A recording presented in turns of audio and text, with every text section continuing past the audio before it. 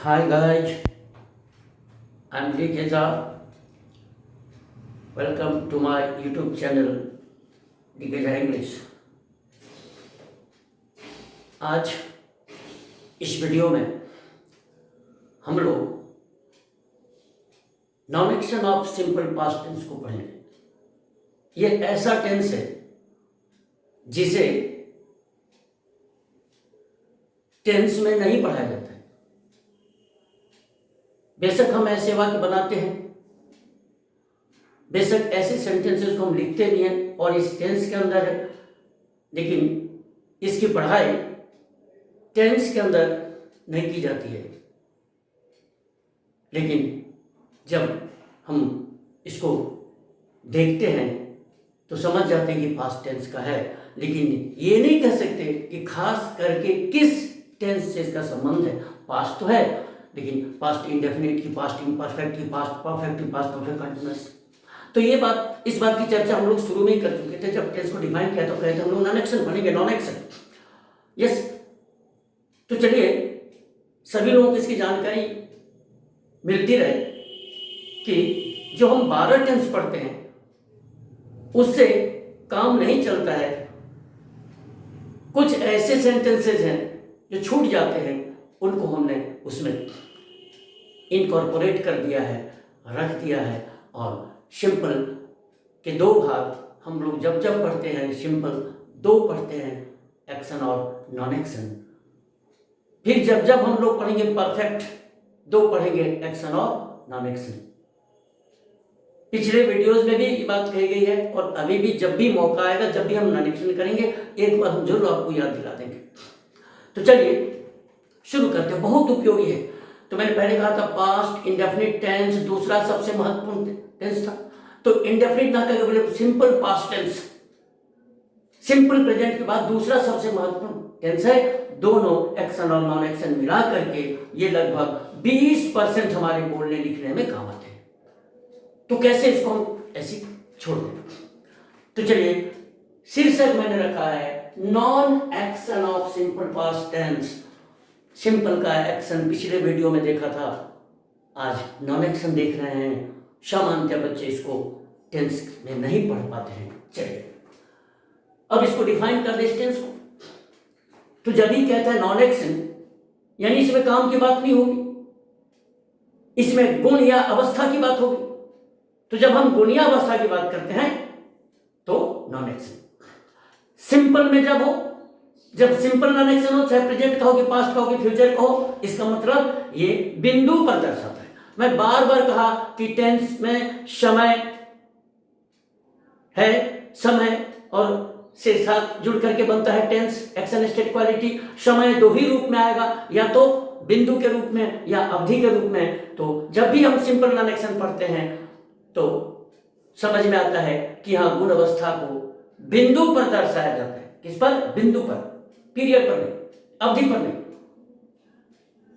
फिर एक बात अगेन आपको दिला दे, सिंपल पास्ट में जब हम पढ़ रहे थे एक्शन, यानी जब इंडेफिनिट टेंस पढ़ा था या पढ़ रहे थे, तो मैंने कहा था कि simple past tense whether action और नॉन एक्शन, इनका उद्देश्य है सूचना देना। सिंपल पास्ट टेंस या तो एक्शन हो या नॉन एक्शन हो, पास्ट इंडेफिनिट हो कि नॉन एक्शन हो, इसका उद्देश्य है सूचना देना। या तो हो चुके काम की सूचना देना या बरकरार रह चुके गुण या अवस्था की सूचना देना, लेकिन पर्पस है सूचना देना। तो चलिए इसको डिफाइन करते, सारी बात समझ में आ गई। गुण अवस्था की बात होगी, भूतकाल की होगी, भूतकाल के बिंदु पर होगी और उसका सूचना देगा। इन 4 बातों को जोड़ दीजिए, डिफाइन हो गया टेंस। तो दिस टेंस, चलिए डिफाइन करते हैं। This tense is used in the speaking of a state or quality. Distance is used in the speaking of a state or quality which existed at a point of time in the past. अब चाहो तो इसको मैंने कह दिया, information देता है। The purpose of this tense is to give information about a state or quality which existed at a point of time in the past. Right? चलिए तो हिंदी में सुन लेते हैं। भूतकाल के समय बिंदु पर बरकरार रहे गुणीयावस्था को व्यक्त करने के लिए इस टेंस का प्रयोग किया था। अब ये बरकरार रह चुके गुणीयावस्था को तो व्यक्त करते हैं, लेकिन ये क्या सूचना क्या देता है? सूचना। तो आप कह सकते हैं कि भूत के समय बिंदु पर बरकरार रह चुके गुणीयावस्था की सूचना देने के लिए इसका प्रयोग किया जाता है। राइट, हो गया। अब आता है इसका मार्कर क्या है, पहचान क्या है। तो पहचान बहुत आसान है। हिंदी के ऐसे वाक्यों के अंत में, हो सकता है बीच में भी हो, शुरू में भी हो, इसीलिए अंत फंत मत देगा, लेकिन रहेगा क्या, हो सकता है इन्वर्सन करते हो, फिर भी लोग सामान्य अंत बने, अंत ही नहीं देखना है हमेशा। आपको देखना है जो मार्कर किसके साथ है। तो सामान्य जो मार्कर है था, थे, थी, ये लगा रहता है। नाउन या प्रोनाउन या एडजेक्टिव, एडवर्ब हो सकते। तो हिंदी में नाउन, प्रोनाउन, एडजेक्टिव, ईटीसी के साथ अगर था, थी, थे रहे, या फिर कभी कभी होता था, होती थी, होते थे, तो फिर चूंकि हैबिचुअल को व्यक्त करता है, इसलिए होता था, होती थी, होते थे, मैंने था, थी, थे। तो हिंदी के ऐसे वाक्यों में हम क्या पाते हैं कि था, थे, थी लगा रहता है नाउन, प्रोनाउन, एडजेक्टिव, ईटीसी के साथ, लेकिन काम का बोध नहीं होगा। इसका सबसे बड़ा पहचान यही है कि इससे एक्शन का बोध नहीं होता है। राइट, अब इसका चलिए फॉर्मेशन क्या होगा, रूल क्या होगा, स्ट्रक्चर क्या होगा, खड़ा कैसे करेंगे ऐसे वाक्यों को अंग्रेजी में बोलने लिखने के लिए। तो इसका structure subject plus was oblique were, नहीं वेयर भी बोल सकते, लेकिन वेयर चलिए वो सब छोड़िए, मैं कई बार बोला, उसके चक्कर में मत पड़िए। Plus noun, pronoun, adjective, dot dot दे दिया, एडवर्ब भी दे सकता है, प्लस एटसेट्रा। मैं बराबर बोलता हूँ एटसेट्रा का मतलब है कि उसमें नहीं एडजंक्ट आते हैं, एडवर्बियल एडजंक्ट, वो सब जुड़ जाएगा। फ्रेज हो सकता है, क्लॉज हो सकता है, कुछ भी हो सकता है। चलिए अब गौर कीजिए, मैंने कहा था बराबर कहता हूँ no finite, no tense, no sentence. तो इसके रूल में कौन है फाइनाइट? वॉज और वेयर। यही वॉज और वेयर है जो टेंस बना रहा है। थोड़ा इसलिए शुरू से देखिएगा मेरे वीडियोस को, नहीं तो कंफ्यूज तो होते ही रहते हैं। क्रिया टेंस बनाता है, क्रिया टेंस बनाता है, कहाँ यहाँ क्रिया है? अगर आप इसको क्रिया बोलते तो फिर क्रिया को एक्शन वर्ड क्यों कहते हैं? बांटिए ना भाई। जब वर्ब बोलते हैं तो एक्शन वर्ड बोलते हैं, कोई एक्शन नहीं है। वॉज वेयर फाइनाइट है। चलिए, तो इसे काम का बोध नहीं होगा, गुण अवस्था का बोध होगा। जो भूत के किसी बिंदु पर बरकरार था उसकी सूचना देना चाहिए, उस पर बना दीजिए, बन गया। चलिए एनीवे, अब जब रूल भी हो गया तो चलिए कुछ सेंटेंसेस बनाते हैं। जितना सेंटेंस बनाएंगे उतना हम खुलते चले जाएंगे और अंग्रेजी आसान होता चला जाएगा।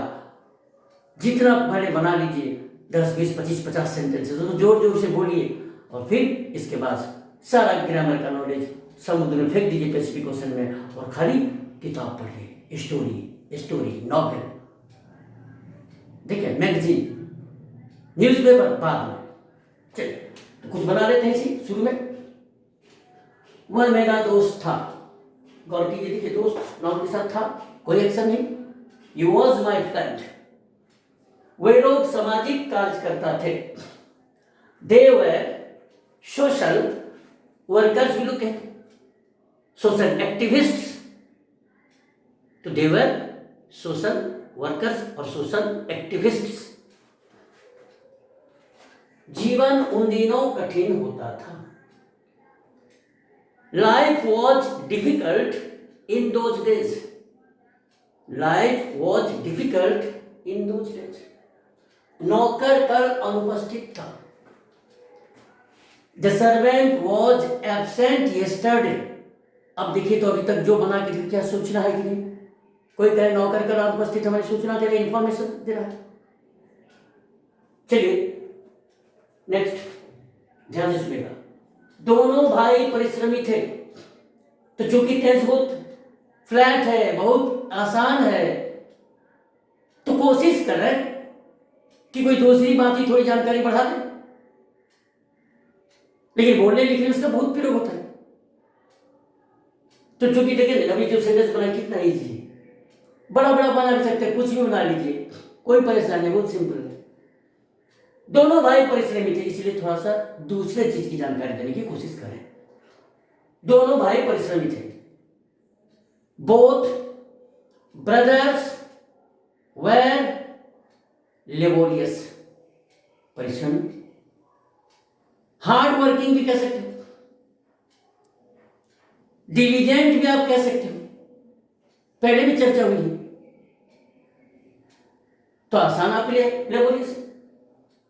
Both brothers. अब यहां अगर आप और इंफेटिक बनाना चाहते हैं, बोथ दी ब्रदर्स, लेकिन द बोथ ब्रदर्स नहीं बोलिएगा. सुन लीजिए, बोथ और हाफ, ये अगर एडजेक्टिव हैं नाउन के पहले, तो आर्टिकल्स हो या डिमोन्स्ट्रेटिव एडजेक्टिव हो, इनको, या फिर पॉजिटिव केस ही क्यों ना हो, इनको बोथ के पहले नहीं, बोथ के बाद रखते हैं. और ये बोथ ही नहीं, और बोथ हाफ के साथ यही होगा. अगर ऑल बोथ हाफ है तो पॉजिटिव एडजेक्टिव माई और हिजर हो. सुनिए ठीक से, आर्टिकल्स होता या फिर दीज दोज हो, डेमोन्स्ट्रेटिव एडजेक्टिव, इन सब को बोथ के बाद रखा जाता है, जबकि कायदे से तो पहले आना चाहिए. इसको याद रखिएगा, बड़े बड़ों से चूक हो जाती है जो ध्यान से नहीं रखता है. मेरे दोनों हाथ, माई बोथ हैंड्स नहीं होगा, बोथ माई हैंड्स. ठीक है. दोनों लड़के, द बोथ बॉयज नहीं होगा, बोथ दी बॉयज. सभी लड़के, मेरे सभी छात्र, तो माई ऑल स्टूडेंट्स नहीं, ऑल माई स्टूडेंट्स. आधे अंडे, द हाफ एग्स नहीं, हाफ दी एग्स. हाँ, बगैर दे का भी आप चला सकते हो, हाफ एग्स से भी चला सकते हो, लेकिन हाफ द एग्स भी आप कह सकते हो. तो इसलिए से थोड़ा ध्यान रखिएगा. तो चलिए पता चल गया दोनों भाई परिश्रमी थे. Both the brothers were laborious और डिलिजेंट. अब देखिए फिर, दोनों भाई उपस्थित नहीं थे. दोनों भाई उपस्थित नहीं थे. तो सामान्यतः जो बच्चे हैं उन्हीं के लिए नॉट लगा देते हैं, दोनों के लिए बोथ बोथ लगा देते हैं. तो यही सब ग्रामर की जानकारी है. अभी आप टेंस में ही इतनी सारी जानकारी ले रहे हो, पर्पस तो टेंस पढ़ाना जो समय के साथ आप ठीक से प्रयोग कर पाए गुण अवस्था को और एक्शन को. लेकिन लगे हाथ हम कुछ ग्रामर की भी बात सीख रहे हैं, जो कब पार्ट्स ऑफ स्पीच होगा तब समझेंगे, नहीं समझेंगे, लेकिन अभी बैठे थोड़ी रहेंगे.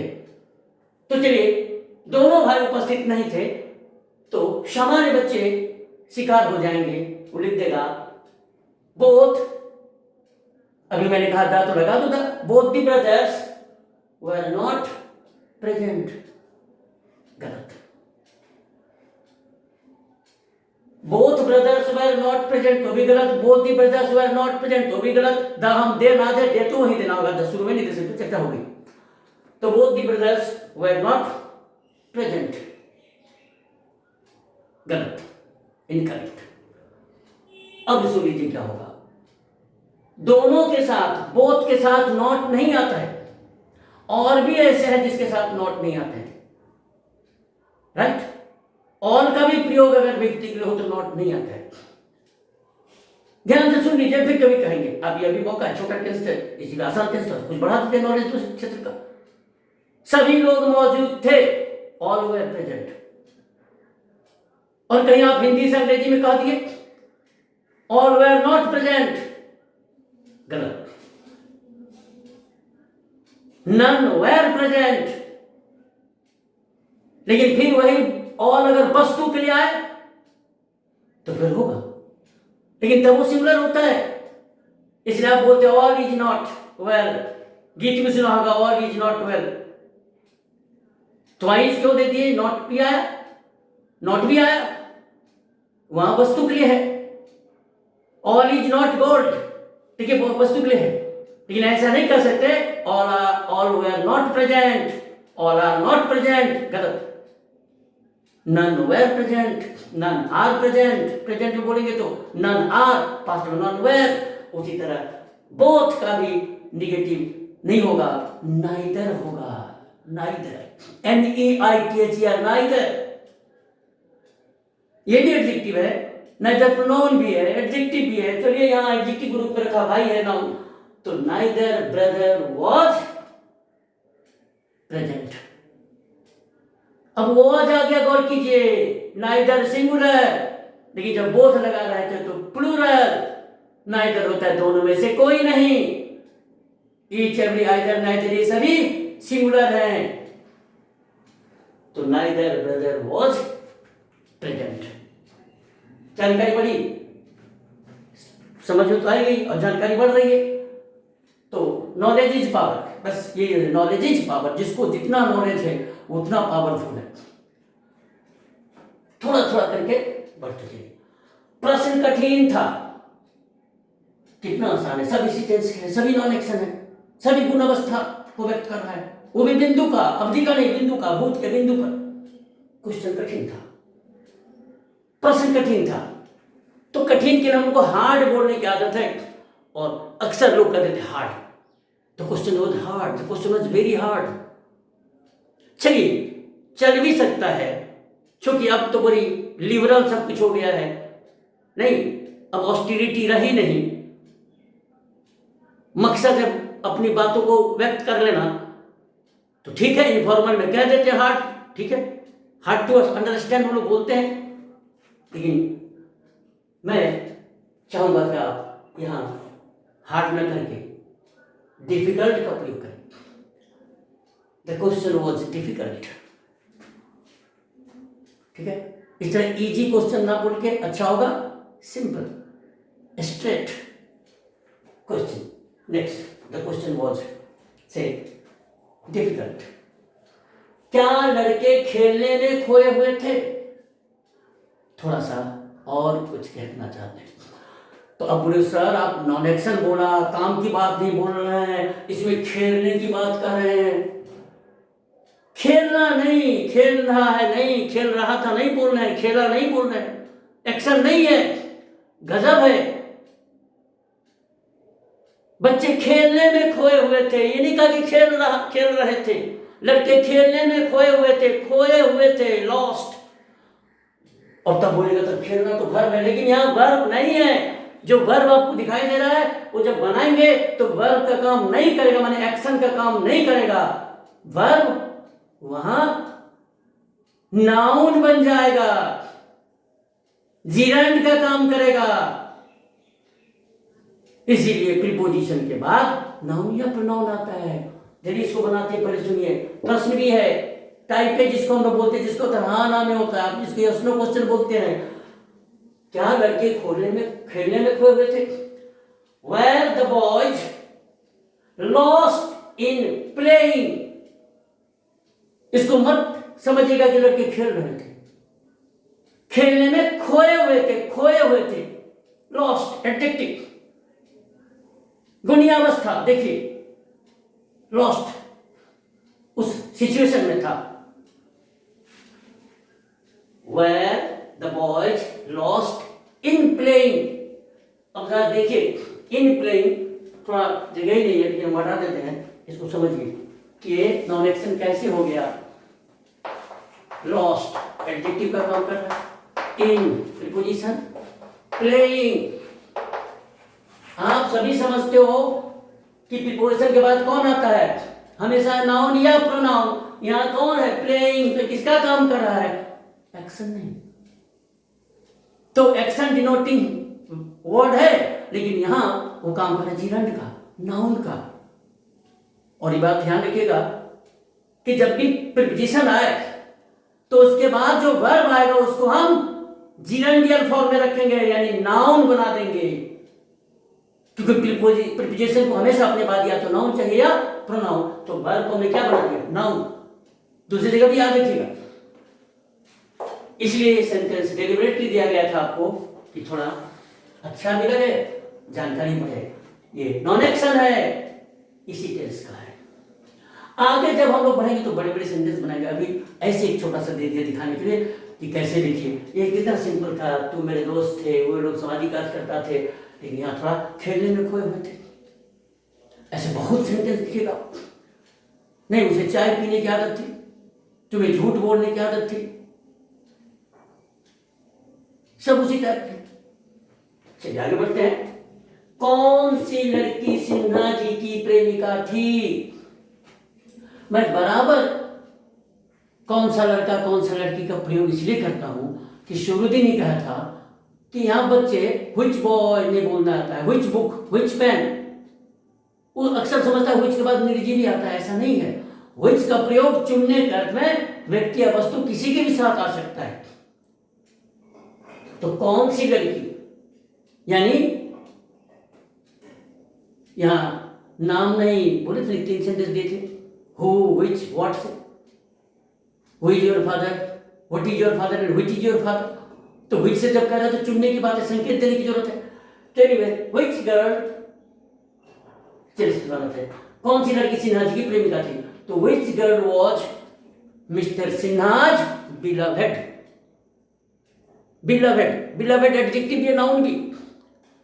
एडजेक्टिव में प्रिय नहीं है, इसलिए बोलते हैं बिलवेड लीडर, प्रिय नेता, बिलवेड। लेकिन बिलवेड जब नाउन होता है तो उस पर्सन को कहते हैं जिसे हम बहुत चाहते हैं, प्यार करते हैं, जिसे आप स्वीट हार्ट कह सकते हैं, स्वीट हार्ट। लव्ड वन नहीं, लव्ड वन से भी काम ले सकते हैं, स्वीट हार्ट से ले सकते हैं, लव से भी ले सकते हैं। नहीं, आप कहते हैं शी इज माई लव। तो चलिए, beloved, which girl was Mr Sinha's beloved. आप ऐसे नहीं कर सकते which girl was the beloved of Mr Sinha, लेकिन थोड़ा नेचुरल लगता है, ठीक है। आप ऑफ से जब भी करेंगे गलती नहीं होगी। एक ब्रह्मास्त्र आपको दे रहे हैं, काके की के अर्थ में जब आप प्रयोग करें आपको डर लगे कि कहीं क्या होगा, तो आप ऑफ से बना दीजिए, कभी गलती नहीं होगी, ठीक है। राम की गाय, Ram's cow, the cow of Ram. लेकिन जब पेचीदा सेंटेंस हो, आप वहां डर रहे हैं फर्स्ट ऑफ होगा कि नहीं होगा, निर्जीव है, दे कि नहीं दे, इंडियाज पॉपुलेशन निर्जीव है, होगा कि नहीं होगा, हम चर्चा कर चुके हैं। The population of India, of से कभी गलत नहीं होगा। हाँ, थोड़ा स्वीट, थोड़ा उसका एक्सप्रेशन हो सकता है आपको अच्छा ना लगे, नेचुरल ना लगे, लेकिन गलती नहीं होगी आपसे। आगे बढ़े तो चलिए, कौन सी लड़की, तुम में से कौन दोषी था। क्योंकि मैं पहले कहा कि टेंस बहुत इजी है, टेंस बहुत ही सरल है, इसलिए कुछ कुछ ऐसा सेंटेंस देने की कोशिश किया जिससे आपका ज्ञानवर्धन हो ग्रामर का। तो तुम में से कौन दोषी था। अब बताइए, तुम दोषी थे, वह दोषी था, मोहन दोषी था, सब ठीक है, लेकिन तुम में से कौन जब दे रहा है तो परेशानी हो रही है। तो बहुत आसान, कितना छोटा सेंटेंस है, कई बार जरूरत पड़ती है। भैया उनमें से कौन दोषी था, तुम में से कौन दोषी हो, तुम में से कौन गरीब हो, तुम में से कौन सिन्हा जी के दोस्त हो। तो अंग्रेजी जानने का मतलब खाली how are you, good morning, कुछ कुछ इजी सरल सरल सेंटेंस, कुछ इजी सेंटेंस को रट लिया, बोल दिया, बम्बार्डिंग कर दिया, दिस इज नॉट एनफ और this is no English at all. चलिए, तुम में से कौन, डरना नहीं है। व्हिच ऑफ यू, इसी को सिखाने के लिए सेंटेंस दिया था। बहुत डर कहता, who among you, who among you. तो हु और व्हिच में बहुत फर्क है। व्हिच का प्रयोग करते हैं जब हम चुनने का सेंस हो, हु तब करते हैं जब नाम जानना चाहते हैं, व्हिच का प्रयोग तब करते हैं जब उसका पहचान, और प्लस व्हिच से यहां इसलिए बहुत स्वाभाविक है। Which of you, very natural. अब इसको हु अमॉन्ग यू ऐसे करके क्या क्या करके नाक छू रहे हैं। व्हिच ऑफ यू, एक अब आता है वॉच क्यों है, तो which of you was guilty और एट फॉल्ट, जिससे आप करें। तो मेरा यहां ध्यान था कि तुम में से कौन, which of you, which of them, तो भी वॉज सिंगुलर वर्ब, राइट। और आगे कभी केस का प्रॉब्लम डाल देंगे। अगर इसी को कहते तुम में से कौन, तुम में से कौन अपनी कार बेच दिए हो, तो चूंकि एक्शन की जरूरत है इसमें नहीं रख सकते, कभी कह देंगे तुम में से किसने, तुम में से किसने अपना काम किया है। ये अपना के लिए वहां क्या हो जाएगा, तब पता चलेगा कि तुम में से कौन। चलिए वो बाद में, या अभी सुन लीजिए, ऐसे कर दें यहां की सेंटेंस में नहीं, दूसरे सेंटेंस में। तुम में से किसने अपना काम किया है, किया है, चलिए प्रेजेंट परफेक्ट जिसमें, तो which of you has done, अब क्या होगा, your work, know his work. Which of you has done his work. बताइए क्यों ऐसा हुआ, क्योंकि यहां व्हिच सब्जेक्ट है और व्हिच थर्ड पर्सन है, इसलिए उसका पॉजिटिव एडजेक्टिव हिज होगा। नहीं, सब लड़कियां हैं उनमें से पूछते हैं तो हर हो जाएगा। चलिए, तो अभी तो पॉजिटिव का नहीं था, इतना खाली करना था, which of you was at fault, was guilty. मैं ही तो था, आपको नहीं दिखाई दे रहा होगा क्योंकि ये नीचे बहुत है, तो मैं सुना देता हूं, मैं ही तो था। हम लोग पढ़ेंगे टेंस के बाद खूब सारा स्ट्रक्चर से पढ़ेंगे, ऐसे सेंटेंस खूब लेंगे, 100 स्ट्रक्चर देंगे। अगर आप खाली देखते रहें, लाइक करते रहें और थोड़ा सा इसको नहीं लोगों से भी कहें और अपने भी सब्सक्राइब कीजिए। कहीं भी कोई चीज चींटी तभी लगता है जब मीठा लगता है, राइट। तो थोड़ा उसको करना चाहिए, बहुत लोग नहीं करना चाहते हैं। खैर एनीवे, ये मेरा मैं ही तो था। मुझे याद आ रही है, कभी कभी मैं किस वीडियो देखता हूँ, यही ऑनलाइन क्लासेस सब चलता रहता है, फुर्सत तो रहती नहीं, कभी कभी देख लेते हैं, गुलकी मार के थोड़ा सा 2 मिनट, कभी 1 मिनट। एक में देखा ईट का यूज, और लिखता है क्या थंबनेल में, बोलेगा क्या करके, अब ईट, अब कभी दिक्कत नहीं होगी, 5 मिनट में ईट समाप्त, और नॉलेज इतना सा। चलिए, तो बोलिए सर आप आलोचना करते हैं, आलोचना नहीं, मैं सत्य कहता हूं और सत्य बोलना पाप नहीं है। It was I. अब देखिए यहां इट का प्रयोग, इट वॉज आई। बहुत लोग कहते हैं एक उसी में जिसकी चर्चा करता है, ऐसे बात को हम देर से करते, लेकिन नहीं बता पा रहा है, देर क्यों नहीं आया, नहीं बता पा रहा है, कहां से आएगा, इतना आसान है। आपको मालूम है, मैंने कहा था सब्जेक्ट भर में, जब नाउन की पहली बार चर्चा की जाए तो देयर, जब प्रेडिकेट नहीं रहे तो देयर, लेकिन इसमें देयर नहीं दे सकते आप। ये है ए नाउन या प्रोनाउन पर जोर डालने के लिए इट का प्रयोग किया जाता है, राइट। हुआ था इंट्रोडक्टरी, दोनों में बहुत अंतर है भाई। खैर समय आएगा, इट वॉज आई। एक और जिसकी चर्चा पहले भी सिंपल प्रेजेंट हम किए होंगे नॉन एक्शन में, दरवाजे पर कौन था। अब देखिए दरवाजे पर कौन था, अगर आप उस व्यक्ति को देख लिए थे तो उसी काम चला सकते, वॉज एट द डोर। लेकिन अगर आपने व्यक्ति को देखा नहीं, आप कमरे के अंदर हैं, तो आप नहीं कह सकते, तब आपको कहना होगा who was it, I T it, was it at the door. देखिए इट वॉज आई में इट का प्रयोग, तो व्याख्या नहीं कर पाइएगा अगर आपको नॉलेज नहीं है, ठीक से एक्सप्लेन नहीं कर पाएंगे इट क्यों आया। अगर बच्चा पूछ दे दिया और इट में क्या फर्क है, कब किसका प्रयोग करते हैं। चलिए एनफ फॉर टुडे, बहुत है काफी, तो प्रैक्टिस कीजिए, पहले कर दिया, लाइक कीजिए, लोगों को लाइक से भी जरूरी है, पहले नहीं सब्सक्राइब करना। Thank you, see you again, bye.